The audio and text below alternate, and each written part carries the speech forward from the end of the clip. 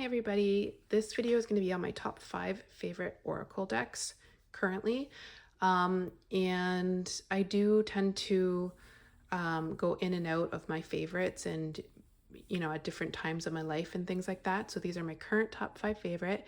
We'll start with my most favorite and go down from there. But these decks are they serve different purposes in my life, if that makes sense. They're kind of have different categories, which I'll explain as we go through. So my first one is the Fairies Oracle by Brian Froud, which I never thought would be a fairy oracle would be my favorite. I'm really not into fairies, but this deck to me isn't even really about fairies. It's about, I really do love creatures, like mystical creatures, odd looking creatures. I was growing up in love with the movie Labyrinth. When the Labyrinth tarot cards came out, I was so excited, but yet disappointed when I got them. And this deck, this Fairy Oracle deck, is everything that I wanted there. The guidebook is amazing. It's like hard covered and big and thick, and it has descriptions on the card itself, like the meaning behind it, and it has a also like how you can apply the energy or how you can apply the meaning to your life. So some of these are like kind of, it looks like light sources, which I haven't really totally vibed with those ones yet. But these are the creatures that, like little gnome type things, or like this is to me how like a fairy would look. All the other kind of fairy decks and things don't, I don't know, they don't resonate with me. They don't work with me. They're too,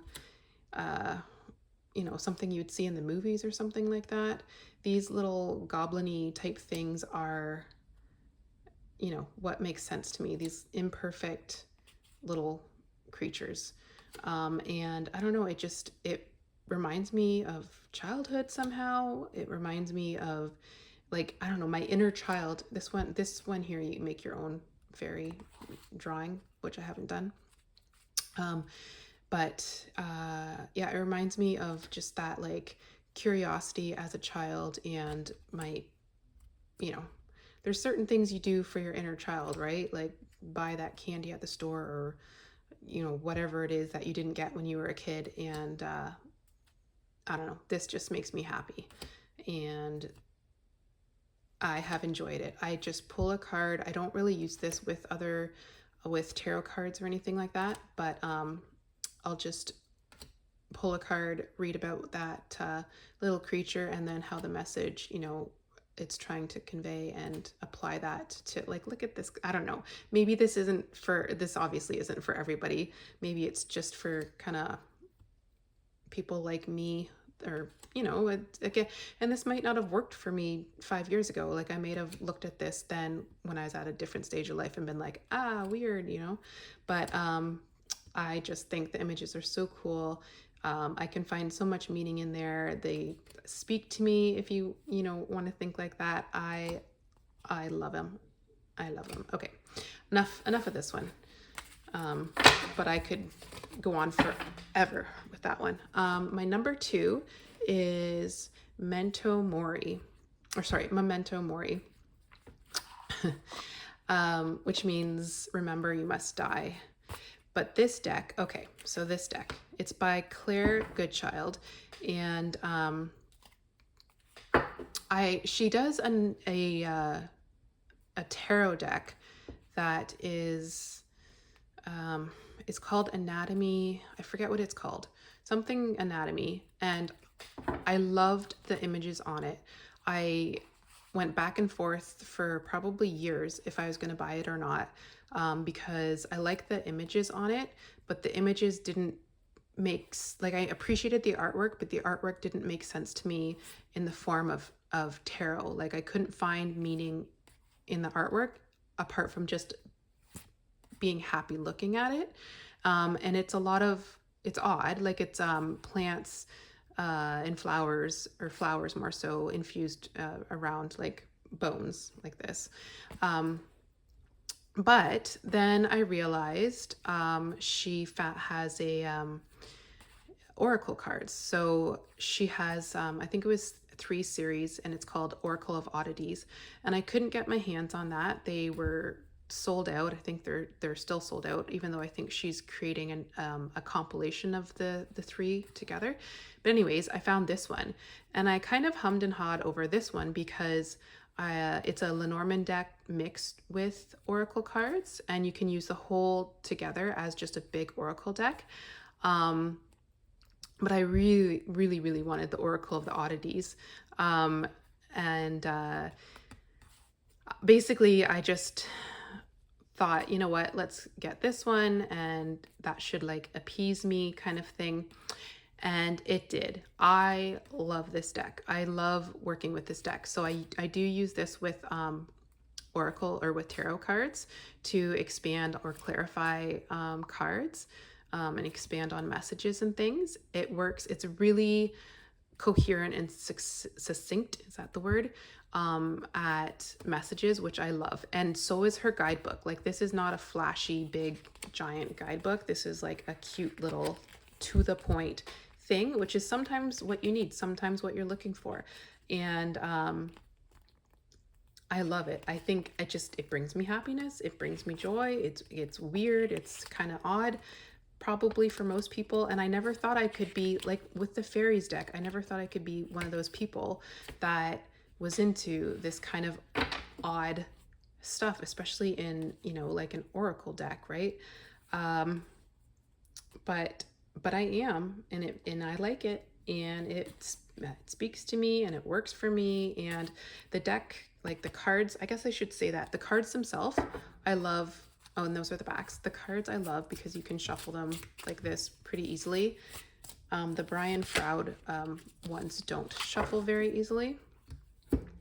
But yeah, because I don't know my Roman numerals very well, it is like a little bit tricky for me to like look things up. So you kind of gotta like flip through and see where it is, which is kind of a pain for me, but not everybody struggles like me. So oh my gosh, my tongue is twisting. Sachet, is that how you say that? A magical bag, ingredients, protection, channel your energy, intention. Yeah, so love this. And this actually pairs with my zombie tarot really fun.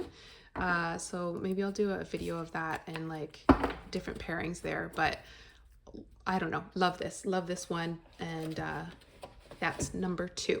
My number 3 is, and I think this is an oldie, Angels and Ancestors Oracle Cards Guidebook. Okay, so I'll just flip through the cards as I talk about it, because I do want to get more into the guidebook. But I saw this for years and I never got it because I didn't actually like this image. And I you know what? I wasn't ready. I wasn't ready for it. That's all it is. If you're not at a place where you're ready, anyways, I looked into it. I looked at the cards. I did watch some, flip through walkthroughs of the deck. And I thought, you know what? It's resonating with where I'm at in life now. This stuff is making sense. I'm going to get this deck. So I will say the cards are not the easiest to like maneuver and handle for me, but that's fine. So when I got this deck and I started working with it, I like the images and they're growing on me. Like it's like a learning process. It's growing on me, and I definitely find like the meaning in them and the keywords, of course. Now the guidebook is what I absolutely love. So first of all, there's this past life lessons spread, and I love doing this spread. This has illuminated or like clarified so much. For me, it basically reveals kind of like past things that in my past lives that I've maybe gone through or experienced or need to experience in this life. It just it's been really cool and fun and enjoyable, and that is like, what more can you ask for? Um, the messages themselves are okay. So basically, this whole like all the messages that have come through here, and the way like what can I say, like the philosophy maybe of the author is so exactly what mine is, that every single card makes sense and resonates with me. And it's what I get out of it is basically like how to manifest. This is like a big manifestation deck for me. So like how to um, create the world that you want, and kind of pay like pay attention to your thoughts and your beliefs and feelings. And every card for me that I've like pulled on, worked on, has um, had a message about that. So that is why I have been loving this deck, loving this deck, and just, it's exciting. I don't know. I hope I'm not too weird with that, but love that deck. My number 4 is maybe another kind of confusing one to people, but it's this goddess guidance oracle cards. It's by Doreen Virtue. I don't really follow like what happened there, but I guess she used to make oracle cards, and then she kind of pieced out and like denounced the whole people using oracle cards and tarot cards and things. And I'm not really sure, but it doesn't really matter to me, because I find meaning in the cards, and that's sort of what matters to me. But anyways, these cards. So I had them for a while, but I didn't really use them because I wasn't at a space in my life where they made sense for me to use them. But these do sort of a similar thing, like the Angels and Ancestors deck does. It gives me, kind of messages on like what I need to work on, but this does it in a more like superficial way, kind of in the sort of 3D realm, like sort of, like if I can give you an example here, yeah, like be honest with yourself. There's some in here that are just, you're called to help with environmentalism. So that's pretty 3D, right? That's our current reality of what the world is. Stop worrying. Yeah, yes, I need to do that. So when I need to, or when I am focusing on like things that are in my life right now, I definitely use this deck for that. Whereas the Angels and Ancestors one, I use more so for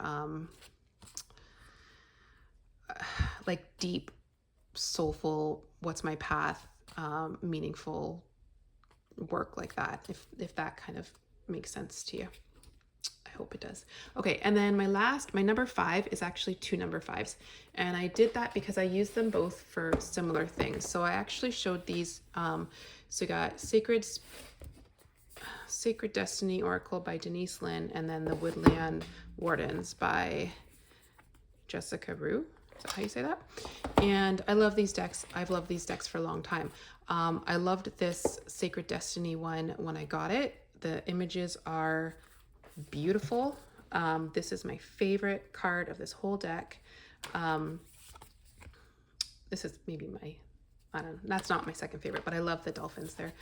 And so I loved it, and I used it, and then I moved and I put it away with other stuff and forgot about it, and recently brought it back out, and I have been using it to kind of like raise my vibration. I use it for, when I'm in a funk or in a bad space, just looking at these cards brings me happiness and joy, and I can find meaning in them. I can kind of connect back to myself with them. And yeah, that's what I've been using these for. And you can use them also for, like, I have a whole video on manifesting with tarot and oracle cards, so I use them for that as well, and I recently sort of featured them in that video I did.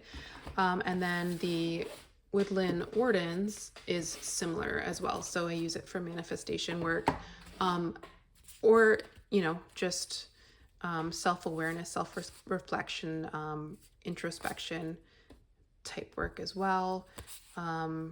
These ones I wouldn't say I use to get out of a funk necessarily, like when I'm in a poor mood and I'm trying to flip my, you know, turn my frown upside down to be in a happier place. I don't necessarily use this. I do use this more so as like kind of for inner work.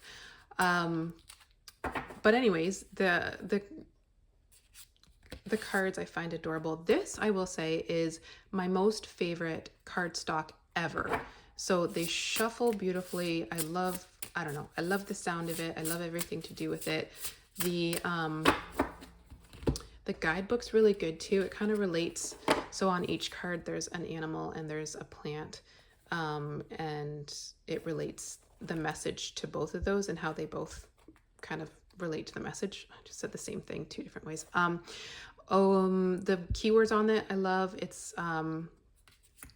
resonates with me, and it's resonated with me not just where I'm at now, but through the times. Like this one's pretty consistent. Same with the Sacred Destiny. It's been pretty consistent. I just kind of packed it away and forgot about it. But here's like the guidebook. Yeah, pretty good.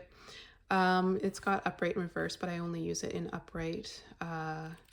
Yeah, so those are my top 5, I guess 6 favorite oracle decks right now. And if you have any questions, leave them in the comment section down below. Or if you have any suggestions for other videos you'd like me to do, I'd be happy to do that. Okay, bye.